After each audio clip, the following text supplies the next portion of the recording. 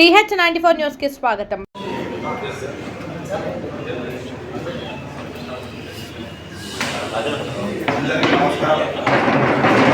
ఈరోజు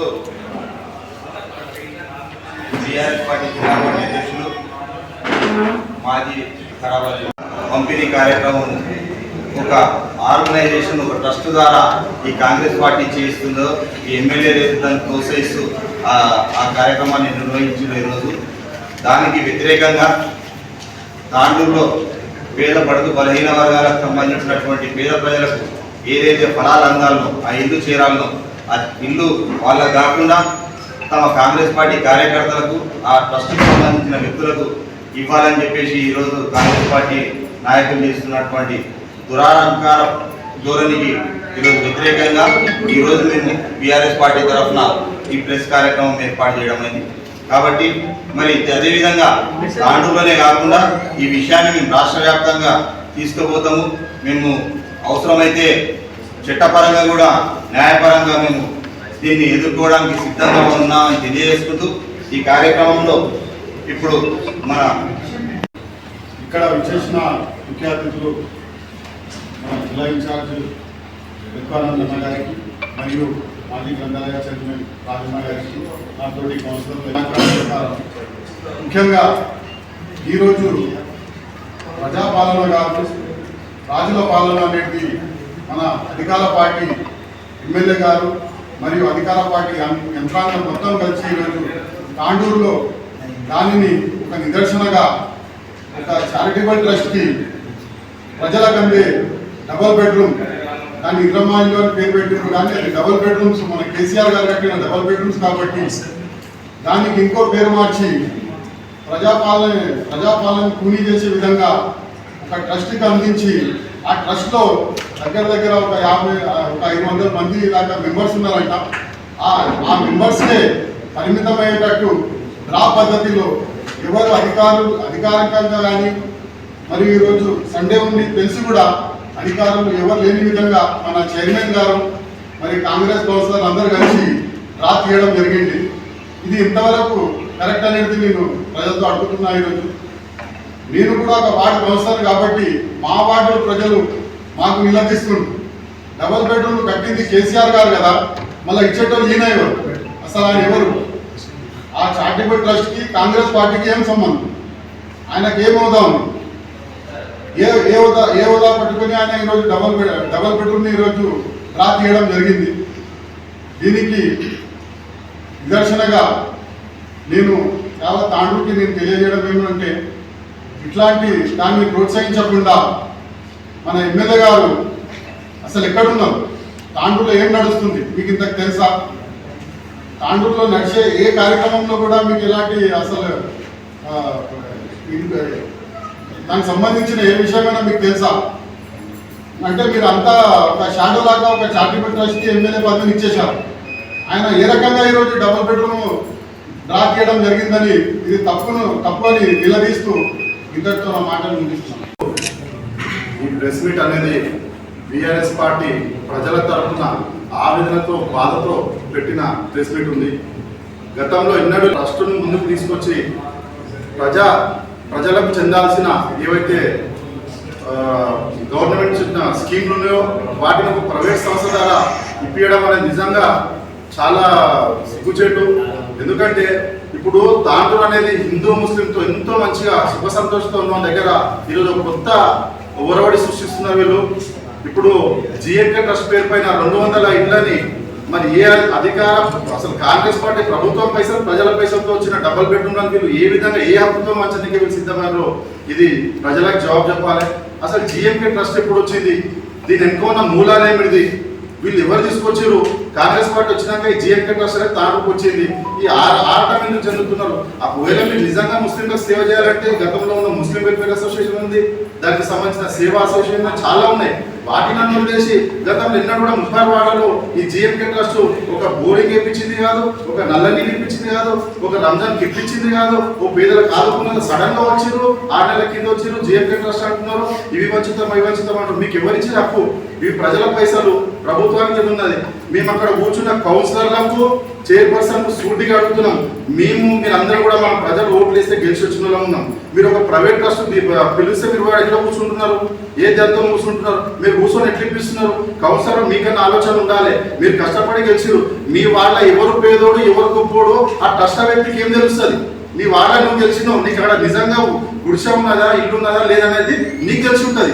నువ్వు ఇవ్వాలి లిస్టు, నువ్వు ఇస్తే నీ వాళ్ళ నిజంగా సరే నిజమైన నిరుపేద చెందుతుందా లేదనేది తెలుస్తుంది. అంతేగాని ఎవరో ట్రస్ట్ అయిన వచ్చి నీ వార్డు లోపల, ఇప్పుడు మా వార్డులో 280 మంది అప్లికేషన్ పెట్టుకున్నారండి. దాంట్లో ఇల్లు ఉన్న వాళ్ళు ఉన్నారు, ఇల్లు లేని వాళ్ళు ఉన్నారు. అది ఎవరు గుర్తుపడతారు?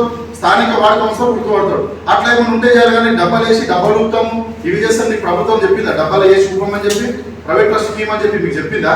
అసలు ఈ జిఎంకే ట్రస్ట్ మూలాలు ఏమిటి? వీళ్ళు ఏం చేస్తున్నారు? ఒకవేళ నీకు ఇచ్చే ఉద్దేశం ఉంటే నీ సొంత పైసలతో నీవు ఇప్పుడు నీ ట్రస్ట్ అన్నప్పుడు ఏం చేయాలి? నీ డబ్బులు ఖర్చు పెట్టుకో, ప్రజాసేవ చేయాలి. ప్రజల పైసలు తీసుకొని ప్రజలకు పంచడానికి నీకేమక్కించారు? దీంట్లో కూడా స్కామ్ ఉంది. 2 లక్షల రూపాయలు తీసుకుంటున్నారు. వాళ్ళు ఇచ్చే వాళ్ళకి ఒక తీరు మాట్లాడుతున్నారు, ఎన్నో వాళ్ళకేమో కౌన్సిలర్లకు మాట్లాడమని చెప్తున్నారు. అక్కడ కూర్చున్న కౌన్సిలర్ కూడా ఒకసారి పునరాలోచించండి. అట్లా కూర్చోవద్దు.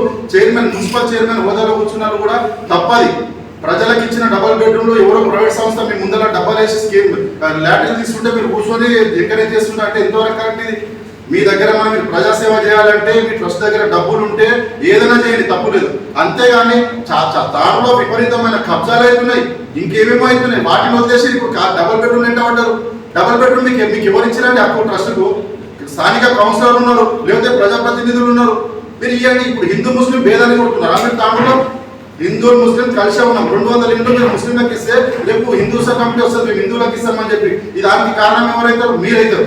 మేమంతా కలిసి మెలిసి మీకు వాళ్ళు ఇచ్చేది ఉంటే మీరు ముస్లిం వెల్ఫేర్ జిఎంకే ట్రస్ట్ నుంచి 200 ఇచ్చారు కదా, మన హిందువులకు 200 వేయండి, క్రిస్టియన్లకు 200 వేయండి, అందరు కుల మతాలకు కలిపియండి. అట్లా లేకుండా ఇదేం కొత్త స్కీమ్లు చేస్తున్నారు. కాబట్టి మేము ఒక్కటే కోరుతున్నాం, దయచేసి ప్రజల ఎవ్వరు 1 రూపాయి ఇవ్వకండి. జిఎంకే ట్రస్ట్ అయితే అసలు నమ్మకండి. ఎందుకంటే డబుల్ బెడ్రూమ్ మీ దాకా రావు. మేము ఖచ్చితంగా పోరాడతాం. నిజమైన పేదలకు వచ్చిన దాకా మేము అసలు వినేదే లేదు. నిజమైన పేదలు ఎవరు ఉన్నారో వాళ్ళకి డబుల్ బెడ్రూమ్ వచ్చిన దాకా మా పోరాటం ఆగదు. మా నాయకులు చెప్పినట్టు ఇంతకుముందు ఖచ్చితంగా మీరు ఏమైతుందో డబుల్ బెడ్రూమ్ అనేది నిజమైన పేదోడికి చెందినంత వరకు మేము మూసుకునేది లేదు. ఇట్లాంటి భవిష్యత్తు పునరావృతం అయితే మాత్రం ఖచ్చితంగా రోడ్డు ఎక్కి ధర్నా చేయడానికి ఎవరు సిద్ధంగా ఉన్నామని తెలియజేస్తూ ముగిస్తుంది. इलेक्शन में मैं भी कॉन्टेस्ट करा था। वो टाइम पे जीएमके चैरिटेबल ट्रस्ट में हमारे तांडू कॉन्स्टिट्यूंसी के एमएलए मनोहर रेड्डी साहब जाके उनसे भीख मांग लिए थे कि भाई हम लोग म्यूनसिपल इलेक्शन में हारने वाले हैं, बीआरएस पार्टी का चेयरमैन बैठने वाला है, आप हमारे को मदद करो बोल के बोले। जिसकी वजह से मुजीब खान साहब की सूरत से 4 काउंसलर्स ले लेके आए, जिसको वो टाइम पे 200 घर फ्री वार्ड को देते बोल के वादा करे। जब 200 घर एक वार्ड को देते हुए वादा करे, आज वो वार्डों में बराबर से तकसीम नहीं हो रहे। अच्छा, तकसीम नहीं हो रहे तो नहीं हो रहे, किसी और प्राइवेट ऑर्गेनाइजेशन से करा रहे हैं। तो क्या तांडूर एमएलए मनोहर रेड्डी साहब अनफिट है? क्या उनको एमएलए करना नहीं है? मैं हमारे डिस्ट्रिक्ट प्रेसिडेंट हमारे मित्तू आनंद साहब से गुजारिश कर रहा हूँ कि ये मैटर को जनाब केसीआर साहब, केटीआर साहब, हरीश राव साहब के पास लेके जाइए। प्रिंसिपल सेक्रेटरी, चीफ सेक्रेटरी से बात करिए कि यहाँ के विकाराबाद डिस्ट्रिक्ट कलेक्टर क्या कर रहे हैं, जबकि प्राइवेट ऑर्गेनाइजेशन संडे के दिन डबल बेडरूम के ऑप्शन कर रहे हैं, लकी ड्रॉ कर रहे हैं। तो डिस्ट्रिक्ट कलेक्टर क्या कर रहे हैं इनके ऊपर एक्शन लेना बोल के मैं आपसे गुजारिश कर रहा हूँ कि आप केसीआर साहब के सामने ले लेके जाइए। प्रिंसिपल सेक्रेटरी से बात करो बोलिए, प्रिंसिपल चीफ सेक्रेटरी से बात करके तांडूर एमएलए अनफिट है उनको डिस्क्वालीफाई करो बोल के मैं आपसे गुजारिश कर रहा हूँ। तांडूर एमएलए अनफिट है, तांडूर कॉन्स्टिट्यूंसी को चलाने के लायक नहीं है। आगे चल के सीएम रिलीफ फंड है, तकरीबन स्कीम्स है, तो क्या अब एमएलए साहब घर में बैठ के क्या जीएमके चैरिटेबल ट्रस्ट के जरिए से तो आवाम के बीच में तकसीम करेंगे? मैं आखिर क्या करना चाह रहे हैं? मैं तांडूर की आवाम को बोलना चाह रहा हूँ, ये एमएलए साहब का काम हो गया।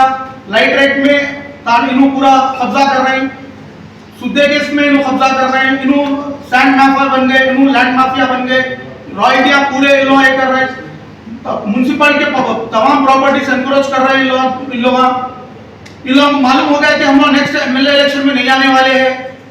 तो इसलिए कोई दूसरे ऑर्गेनाइजेशन को टिकट दिला के यहाँ से कॉन्टेस्ट कराना चाह रहे हैं।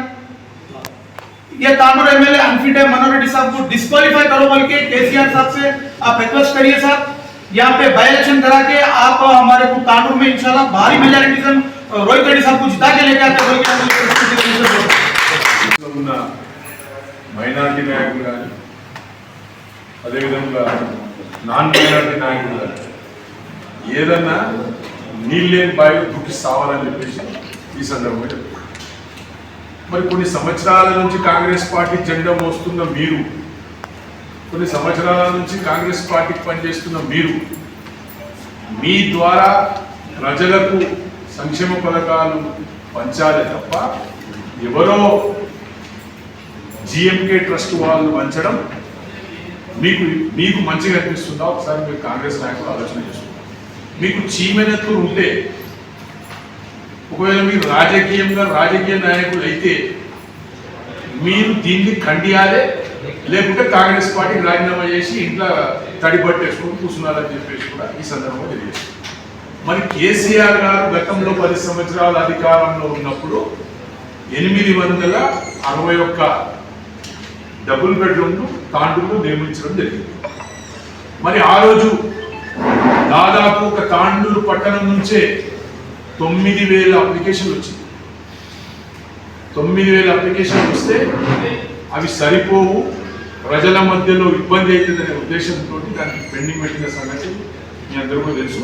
మరి హైదరాబాద్లో కానీ తెలంగాణ రాష్ట్రంలో కానీ ఎక్కడైనా కూడా 2-3 లక్షల డబుల్ బెడ్రూమ్ కట్టి అక్కడ పనిచేయడం కూడా జరిగింది. ఇక్కడ ఇబ్బందికరంగా ఉంటుందని దానికి పెండింగ్ పెట్టడం జరిగింది. ఇంకా కొన్ని ఇస్తామని మరి కేసీఆర్ కట్టిన ఇళ్లను సరే, మరి ఇప్పుడు రేవంత్ రెడ్డి గారు నేను ట్రాన్స్పరెంట్ గా నేను బీదోళ్ళ కోసం ఇచ్చేస్తా అన్నోడు, మరి ఈరోజు తాండూరులో ఒక ప్రైవేట్ వ్యక్తితోటి ఏ విధంగా లక్కీ డ్రాప్ చూపిస్తాడని చెప్పేసి ఈ సందర్భంగా మనోహర్ రెడ్డి గారికి అడగడం జరుగుతుంది.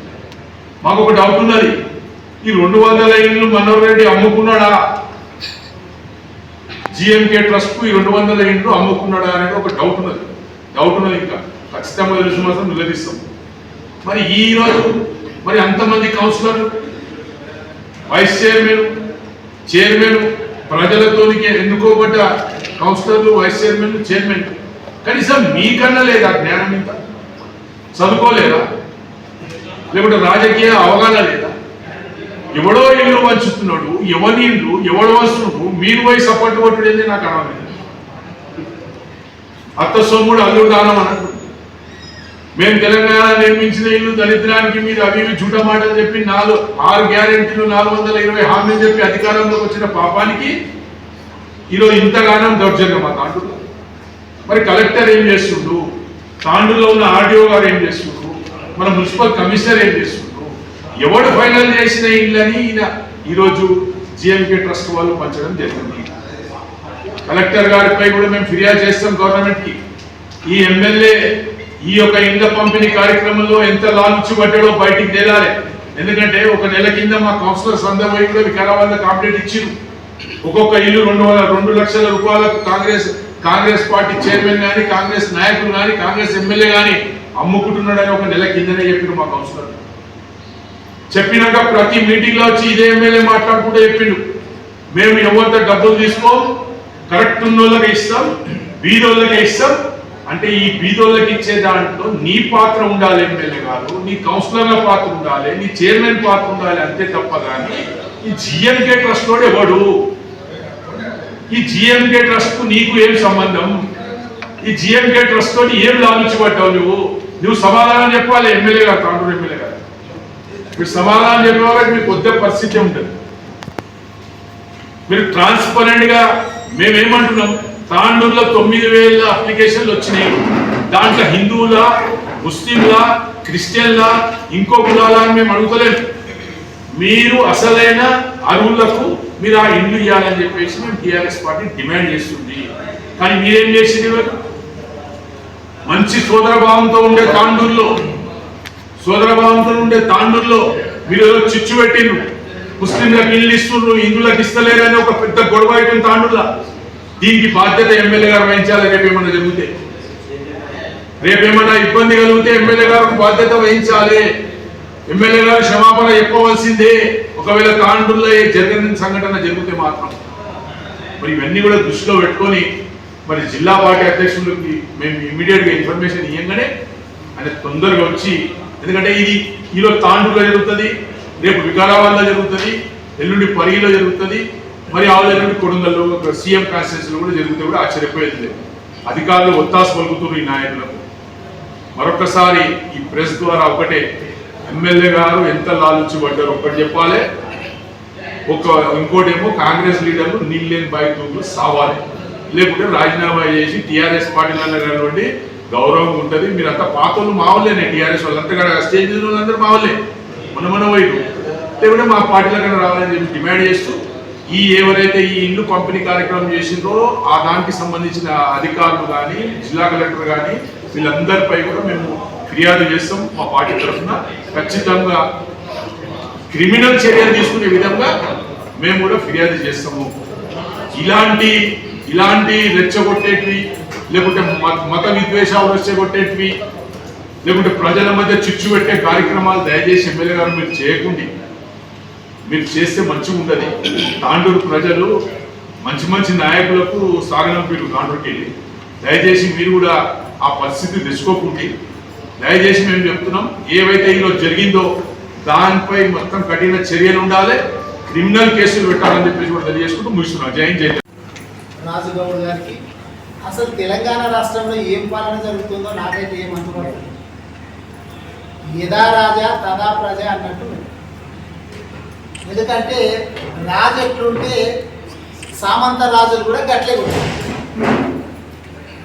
రాజు రేవంత్ రెడ్డి చక్రవర్తి అనుకుంటున్నాడు, ఆయన చక్రవర్తి అనుకొని నిరంకుశంగా పరిపాలిస్తున్నాడు. ఆయన నేను రాజును చక్రవర్తిని పాలిస్తున్నాడు కాబట్టి కింద ఆటోమేటిక్గా సామంత రాజులంతా కూడా గట్టిగా పాలిస్తారు.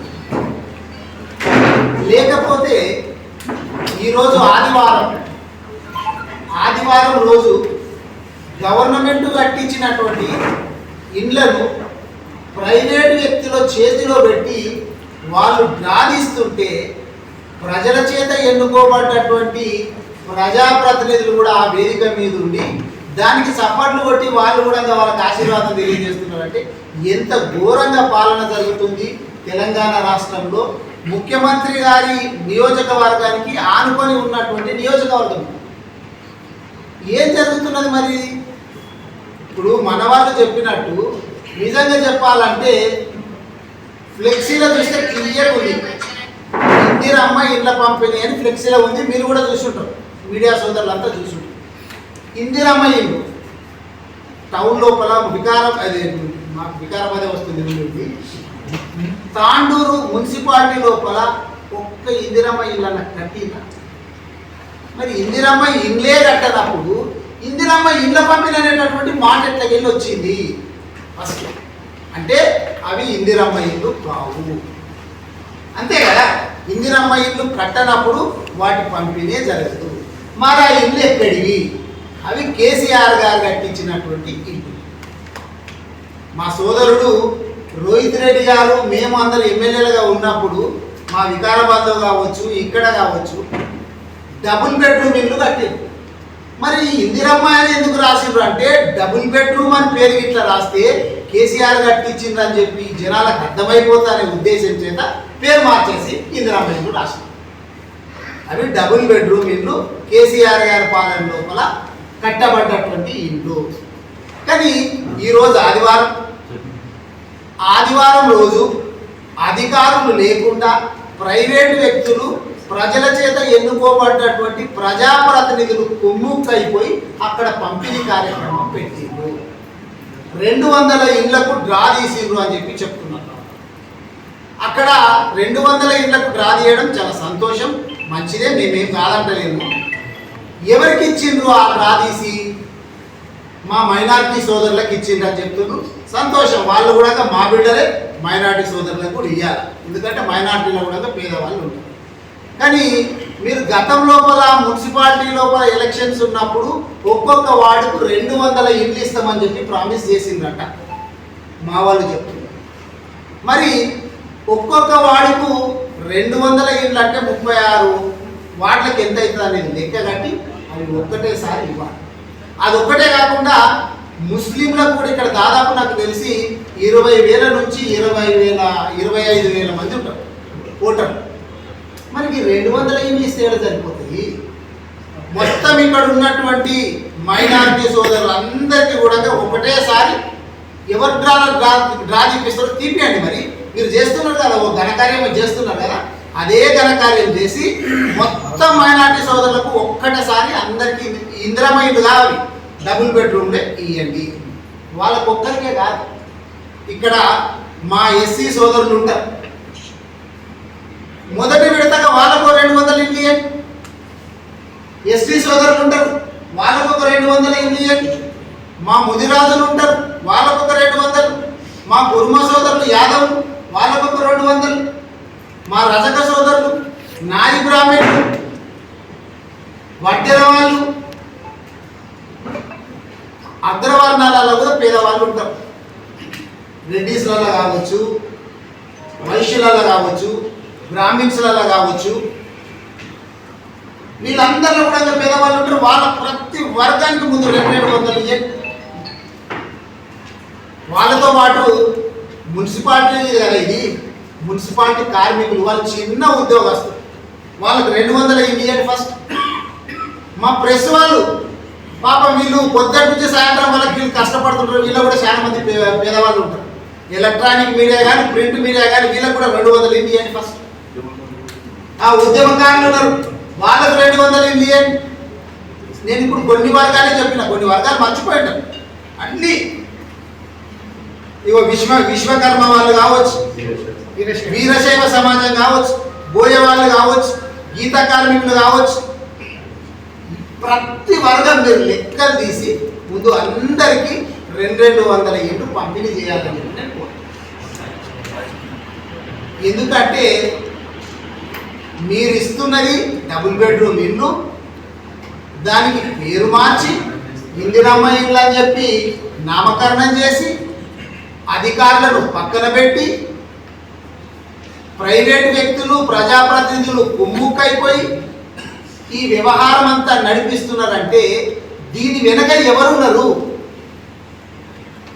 అసలు ఇది ముఖ్యమంత్రి గారికి తెలిసి జరుగుతుందా, తెలియక జరుగుతుందా? నాకైతే తెలియదు. మరి ఎమ్మెల్యే గారి దృష్టిలో ఉందా లేదా? మరి ఆ సంస్థ, ఆ ట్రస్టు ఈరోజు ఇందిరమ్మ ఇల్లు పంపిణీ చేస్తుంది. మరి రేపో మాపో సీఎం రిలీఫ్ ఫండ్లు ఉంటాయి, కళ్యాణ లక్ష్మి, షాది ముబారక్ చెక్కులు ఉంటాయి. మరి అవి కూడా ఆ సంస్థ ద్వారానే, ఆ ట్రస్ట్ ద్వారానే మనం పంపిణీ చేస్తారా? మీ పార్టీకి సంబంధించినటువంటి బీఫామ్స్ ఇట్లా ఇచ్చేది ఉంటే రేపో పాపో ఒకవేళ ఎంపీటీసీ జెడ్పీటీసీ ఎలక్షన్లు ఉంటే మీరు ఎవరి చేతుల్లో నిప్పించుకోండి. గవర్నమెంట్ దాన్ని తీసుకుపోయి ప్రైవేట్ చేతుల్లో ఎట్లా పెడతారండి? ఇది గవర్నమెంట్ చేయాల్సినటువంటి పని. కలెక్టర్ చేసిండ్రా, ఆర్డీఓ చేసిండ్రా, ఎంఆర్ఓ చేసిండ్రా, లేకపోతే కమిషనర్ చేసిండ్రా, ఆ అధికారులు ఓకే. లేదు ప్రజల చేత ఎన్నుకోబడ్డటువంటి కౌన్సిలర్లు చేసిండ్రా, వైస్ చైర్పర్సన్ చేసిండ్రా, చైర్పర్సన్ చేసిండ్రా, వీళ్ళు చేసినా ఓకే. ఫ్లెక్సీలకు అంత మంచిగా కనబడుతుంటే వీళ్ళు పోయి కూర్చున్నారంటే వీళ్ళకి ఎవరు ఏం తెలియదా చెప్పేటోళ్ళు లేదా? నాకైతే తాండ్రులు ఏం జరుగుతుందో అర్థమైతలేదు. ఇప్పుడు వికారాబాద్లో కూడా అనంతగిరి హిల్స్ను మెగా కృష్ణ వాళ్ళకు దారాదత్తం చేసింది. నేను గతంలో కూడా మాట్లాడినా. ప్రతిదీ తెలంగాణ రాష్ట్రాన్ని రేవంత్ రెడ్డి గారు అమ్ముకుంటున్నారు. దాంట్లో భాగంగా ప్రతి చోట ఉన్నటువంటి ఆస్తులను అంతా కూడా ప్రైవేట్ వ్యక్తుల చేతిలో పెట్టాలనేది ఏదో నడుస్తుందో భూములు పెడుతున్నారు. చివరికి వస్తే గవర్నమెంట్ పథకాలను కూడా ప్రైవేట్ వాళ్ళ చేతిలో పెట్టేటటువంటి దౌర్భాగ్యమైనటువంటి పాలన రేవంత్ రెడ్డి గారి పాలన. మరి వాళ్ళు చెప్పుకునేది ఇంకోటి ఏంటంటే ప్రజా పాలన. ఏమో చెప్పుకునే కొంచెం సిగ్గాన్ని అనిపించదా? అరే మేము ప్రజాపాలన అని చెప్పబడుతుంది. నేను నిన్న తెలంగాణ భవన్ లోపల నేను ఎమ్మెల్యే వివేకానంద గారు కలిసి ప్రెస్ మీట్ పెట్టినాం. కొంతమంది మీ మిత్రులు చూసిండొచ్చు. మీరు సంబరాలు చేసుకుంటున్నారు. 99 రోజుల ప్రణాళికనంట మీరు వచ్చి 999 రోజులు అయింది నాయన. ఆ 999 రోజులలో మీరు ఏం సాధించుకొచ్చిండ్రో గది చెప్పకుండా 99 రోజుల్లో చెప్తామంటారు. 999 రోజుల లోపల మీరు ఏం చేసుకొచ్చిండ్రో గది చెప్పాలా. ఇప్పుడు ఇక్కడ మీ తాండూరులో చూస్తే కూడా నీళ్ళ పరిస్థితి ఎట్లుంది, కరెంటు పరిస్థితి ఎట్లుంది, గతం లోపల ఎట్లుండే. మీరు కొత్త పథకం ఎలాగో పెట్టడానికి చేత కాదు మీకు. మరి కట్టిన ఇల్లు పెట్టిన పొయ్యి అంటారు కదా. మేము అధికారంలోకి వచ్చినప్పుడు టీఆర్ఎస్ గవర్నమెంట్ అధికారంలోకి వచ్చిందేమో కొత్త సంసారం. అప్పుడే అన్నదమ్ములు విడిపోతే కొత్త సంసారం పెడితే పప్పు ఏడున్నది, చింతపండు ఏడున్నది, పొయ్యి ఏడున్నది, బియ్యం ఏడున్నది వెతుకునికి ఉంటుంది. కానీ మీకు మేము మొత్తం రెడీ చేసి తెలంగాణ రాష్ట్రాన్ని భారతదేశంలో ఒక నంబర్ 1 రాష్ట్రంగా చేసి మీ చేతిలో పెడితే దాన్ని దివాలా తీసేటటువంటి కార్యక్రమం రేవంత్ రెడ్డి గారు చేస్తారు. మొన్నటికి మొన్న మనం చూసిన పరిగి లోపల రాపోలు, కాలాపూరలు అన్నటువంటి గ్రామాల లోపల మొత్తము పేద బలహీన వర్గాలకు సంబంధించినటువంటి అక్కడ బిడ్డలు, ఎస్సీలు, బీసీలు వాళ్ళ భూములనంతా దాదాపు 1200 ఎకరాలు గవర్నమెంట్కు దారాదత్తం ప్రైవేట్ వ్యక్తులకు చేయడిక చూస్తే మేమందరం కూడా అక్కడికి పోయినాం. తర్వాత మా హరీష్ రావు గారు మేమందరం మళ్ళొకసారి పోదామంటే మమ్మల్ని ఏమో ఎక్కడోళ్ళని అక్కడ కట్టడి చేస్తాం, ఎక్కడోళ్ళని అక్కడ హౌస్ అరెస్ట్ చేస్తాం. కానీ కవితమ్మ వికారాబాద్కి వస్తే మాత్రము పోలీసు వాళ్ళు దగ్గరుండి ఎవరు డిస్టర్బ్ చేయొద్దు, మా అక్క ధర్నా చేస్తుంది, బాగా చూడండి, బాగా కాపాడండి అని చెప్పి చుట్టూ పోలీసు వాళ్ళని పెట్టి లైట్ ఆమె 3-4 గంటలు మంచిగా ధర్నా చేసుకొని వెళ్ళిపోయి. అంటే పోలీసు వాళ్ళు ఉన్నది ప్రతిపక్షాల గొంతు నొక్కి ప్రజాస్వామ్యాన్ని కూనరిలేటట్టు చేసి వాళ్ళకు అనుకూలంగా ఏవైతే గొంతు ఉందో వాడిని బాగా వినిపించేటట్టు సహకరించేటటువంటి పోలీసు వాళ్ళకు హుకుం జారీ చేస్తున్నది రేవంత్ రెడ్డి గారు. ఎందుకంటే పోలీసు వాళ్ళు ఎవరి చేతులు ఉంటారు, హోమ్ మినిస్టర్ ఎవరుంటే గాల చేతులు ఉంటారు. మనకు కొత్తగా చెప్పేది ఏం లేదు. హోమ్ మినిస్టర్ ఎవరున్నారు ఇక్కడ? రేవంత్ రెడ్డి గారే హోమ్ మినిస్టర్. ఇప్పుడు ఇక్కడ తాండూరులో జరిగినటువంటి ఘటన కూడా మున్సిపాలిటీలో జరిగింది. మున్సిపల్ శాఖ మంత్రి ఎవరు? ఇదే రేవంత్ రెడ్డి గారు. మరి మీ శాఖలో ఏం జరుగుతున్నదో మీకు తెలుసా? ఎవడన్నా చెప్తున్నాడా? లేకపోతే ఎప్పుడు చూసినా మళ్ళీ రియల్ ఎస్టేట్ భూముల దాన్ని గవే చెప్తున్నారా? ఆడ ఇట్లున్నదన్నా దాన్ని ఇట్లా కిటికీని పెట్టేసేసి దాన్ని ఇట్లా సంపాదించవచ్చు, అట్లా సంపాదించవచ్చు అని గవే ఇంటున్నావా? ఏమన్నా మీ జిల్లాలో కావచ్చు, మీ నియోజకవర్గంలో, పక్క నియోజకవర్గాలలో ఏం జరుగుతున్నది అనేటటువంటిది వినేటటువంటి సోయి కూడా లేకపోతే రేవంత్ రెడ్డి గారు ఏం పాలన? దీన్ని ప్రజాపాలన ఎట్లా అంటారు? దీన్ని రాక్షస పాలన అంటారు. ప్రజలందరూ నీళ్ళ చేత ఇబ్బంది పడుతుంటే, కరెంటు లేక ఇబ్బంది పడుతుంటే, మీరు శునకానందం పొందుతుంటే ఏదో దాంట్లో రేవంత్ రెడ్డి గారు మాట్లాడుతూ చెప్పిండ్రు, ఇబ్బంది పడుతుంటేనంట శాడిస్టిక్ ప్లేజర్, అబ్బా ఎంత బాగుంది అనిపిస్తుంది అంట. ఇవన్నీ చూస్తే గట్టిగా అబ్బా ఎంత బాగుంది అని శాడిస్టిక్ ప్లేజర్ వస్తుంది నాకు అని చెప్పి రేవంత్ రెడ్డి గారు చెప్పుకొస్తుంది. ఎప్పుడు విరగడవుతుందా రేవంత్ రెడ్డి గారి పాలన? ఎప్పుడు విరగడవుతుందా? కాంగ్రెస్ పాలన ఎప్పుడు విరగడవుతుందా అని చెప్పి ఆలోచన చేస్తుంది. ఎందుకంటే మీరు చూడండి, అమెరికా అధ్యక్షుడు డొనాల్డ్ ట్రంప్ ఏం చేస్తున్నాడు? ఎప్పుడు తెల్లారి ఏం చేస్తుండో, రాత్రి ఏం చేస్తుండో, మధ్యాహ్నం ఏం చేస్తుండో ఆయనకు కూడా తెలియదు. పిచ్చి పిచ్చి వేషాలు వేస్తున్నాడు. మన అందరికీ తెలుసు ఎందుకు వేస్తున్నాడు. అటు అక్కడ ఒక రూల్ ఏముంది అమెరికాలో అంటే, ఏ అధ్యక్షుడైనా కానీ 2 సంవత్సరాలు 2 టర్ములే చేయడానికి ఉంటుంది. ఆయనది 2వ టర్మ్. ఈ టర్మ్ తర్వాత మళ్ళా అమెరికా అధ్యక్షుడు గాడి ఆయన ట్రంప్. ఇక్కడ రేవంత్ రెడ్డి గారికి కూడా తెలుసు మళ్ళీ ఆయన జీవితం లోపల ముఖ్యమంత్రి కాడు అని ఆయనకు కూడా తెలుసు. మరి ఏం చేయాలి అప్పుడు? ఇష్టం వచ్చినటువంటి స్టాటిస్టిక్ ప్రెజర్ పొందాలా, ఇష్టం వచ్చిన భూములు కొనగొట్టాలా, ఇష్టం వచ్చినంత దోచిపెట్టాలా. ఆయన ప్రైవేటు వ్యక్తులకు, ఆయన అనుగు శిష్యులకు అందరికీ కూడా తెలంగాణ రాష్ట్రాన్ని దోచి ఆయన గురువుగారైనటువంటి చంద్రబాబు నాయుడు గారు కూడా దారాదత్తం చేయాలా అనేటటువంటి ఉద్దేశం చేత ఆయన ఈ కార్యక్రమాలన్నీ చేస్తారు. ఎందుకంటే నెక్స్ట్ ఎలక్షన్లలో మేము రావాలనుకున్నట్టు ఎవడానికి ఇట్లా పాలిస్తాం. ప్రజల కష్టాలు పట్టించుకోండి. అంతకుముందు ఏం చెప్పిందంటే అక్కడ ప్రగతి భవన్ దగ్గర కంచెలు తీసేసారు, మేము కంచెలు పెట్టారు, మేము కంచెలు తీసేసినామన్నారు. మీరు ఈ మధ్య ఎప్పుడైనా పోతే అక్కడ పోయి చూడండి, మళ్ళీ పెట్టిండ్రు కంచెలు మళ్ళీ పెట్టిండ్రు. రోజు కలుస్తా అని చెప్పిండు రేవంత్ రెడ్డి గారు. ఒక్కటేసారి కలిసింది నాకు తెలిసి, ఒక్కటేసారి ప్రజలను ప్రజాభవన్ లోపల రోజు కలుస్తా అని చెప్పినటువంటి గప్పాలు కొట్టినారు రేవంత్ రెడ్డి గారు. ఒకటేసారి కలిసిండు మళ్ళా కలవాలి. అందుకే నేను స్టార్ట్ చేసిందే యథా రాజా తదా ప్రజ అంటే రాజు ఎట్లా వ్యవహరిస్తున్నారో సామంత రాజులు కూడా ఇట్లా వ్యవహరిస్తారు. స్వీకరణకు ప్రైవేట్ వ్యక్తుల చేతిలో చూపిస్తున్నారు. మున్సిపల్ చైర్పర్సన్ గారు వివరణ ఇచ్చారు. ఒక్క ఇల్లు కూడా మేము కేటాయించలేదు, అవినీతి జరగలేదు అని చెప్పి చెప్తున్నారు. మరి దరఖాస్తులు మీరు చాలా సార్లు తీసుకుని వస్తూనే ఉన్నారు కదా, వేలకు వేలు దరఖాస్తులు. మీరు పాలన స్టార్ట్ చేయక ముందు నుంచి దరఖాస్తులు తీసుకుంటూనే ఉన్నారు. ఈ కార్డు గ్యారంటీ కార్డు మీరు భద్రంగా పెట్టుకొని 100 రోజుల్లో మేము వస్తున్నాము మీకు ఇస్తున్నామని చెప్పి పెట్టారు కదా. మా తాండూరు నియోజకవర్గంలో వికారాబాద్ జిల్లాలో ఇంకా భద్రంగా దాచిపెట్టింది. మరి గవర్నమెంట్కి సమాధానం చెప్పాలి కదా. మీరు అధికారంలోకి వచ్చినాక ఎన్నోసార్లు మీరు దరఖాస్తులు పెట్టి ఆన్లైన్లలో తీసుకొని ఇవన్నీ చేసిండ్రు కదా. మరి అప్పుడు ఏ రోజు కూడా ఇట్లా వేరే ట్రస్టులను పిలిపించేసి తీసుకోలేరు కదా, దరఖాస్తులే తీసుకున్నామో కదా చెప్తున్నారు. మరి దరఖాస్తులు ప్రైవేటు సంస్థల ద్వారా తీసుకోవడం ఎందుకు?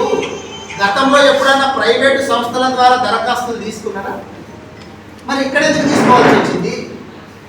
అంటే మా వాళ్ళందరూ ఇక్కడ ఉన్నటువంటి బీఆర్ఎస్ పార్టీ ప్రజల తరఫున నిలబడి నిజమైనటువంటి అర్హులకే ఈ డబుల్ బెడ్రూమ్ ఇల్లు రావాలని చెప్పి కోరుకుంటున్నారు. కాబట్టి ప్రజా గొంతుకు అయిపోయి మిమ్మల్ని నిలదీస్తున్నది. కాబట్టి యూటర్న్ తీసుకు వెంటనే యూటర్న్ వచ్చేసి నేను కలెక్టర్ గారికి ఫోన్ చేసిన లేపుతలేడు, మెసేజ్ పెట్టినా రిప్లై లేదు. మేము 100% దీన్ని ఇంకా పైకి తీసుకుపోతాం. మా పార్టీ తరఫున అవసరమైతే దీన్ని కోర్టులో కూడా వేస్తాం. మా లీగల్ సెల్ ద్వారా ఏమేం కార్యక్రమాలు చేయాలో, ఎవరెవరిని పార్టీలు చేయాలో ఖచ్చితంగా మేము ముందుకు పోతాం. ఎందుకంటే కలెక్టర్ గారు ఫోన్ లేపరు, మెసేజ్కి రిప్లై ఇయ్యరు.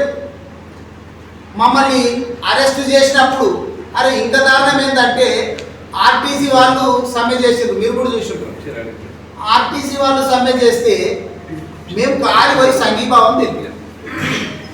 సంఘీభావం తెలిపితే మమ్మల్ని అది తీసుకుపోయి నన్ను అయితే దారుణ పోలీస్ స్టేషన్ లోపల సాయంత్రం వరకు పెట్టాం. కానీ సంఘీభావం తెలిపినాం. మేము రోడ్ బ్లాక్ చేయలే, ఎక్కడ గవర్నమెంట్ ఆస్తులు ఎక్కడ ధ్వంసం చేయలే. నిరసన వ్యక్తం చేసుకోవడము ప్రజాస్వామ్యం లోపల ఒక ప్రతి మనిషి యొక్క హక్కు. నీ మున్సిపల్ శాఖ ఇట్లే ఉంది, రేవంత్ రెడ్డి గారి శాఖ. నీ హోంశాఖ గట్లే ఉంది, అది కూడా ఆయన శాఖ. విద్యాశాఖ ఆయనది. విద్యాశాఖ గురించి ఎంత చెప్పినా తక్కువ, ఎంత తొందరగా పనిచేస్తుందని. మీ తాండూరులో కూడా చూసాడు. తాండూరులో కూడా ఎన్నిసార్లు ఫుడ్ పాయిజన్ అయింది గురుకులాల లోపల, ఎన్నిసార్లు ఫుడ్ పాయిజన్ అయింది అనేది మీరు కూడా చూసినాం. మేము తాండూరులో ఒకసారి ఫుడ్ పాయిజన్ అయింది, మేము వద్దామని చెప్పి మా మాజీ మంత్రులు సవితా ఇంద్రెడ్డి గారు, సత్యవతి రాథోడ్ గారు మేమందరం బయలుదేరితే మమ్మల్ని వికారాబాద్ని అరెస్ట్ చేసి తీసుకుపోయి నవాపేటలో కొంతమందిని, చంద్రగోము పిఎస్లో కొంతమందిని మమ్మల్ని పెట్టి.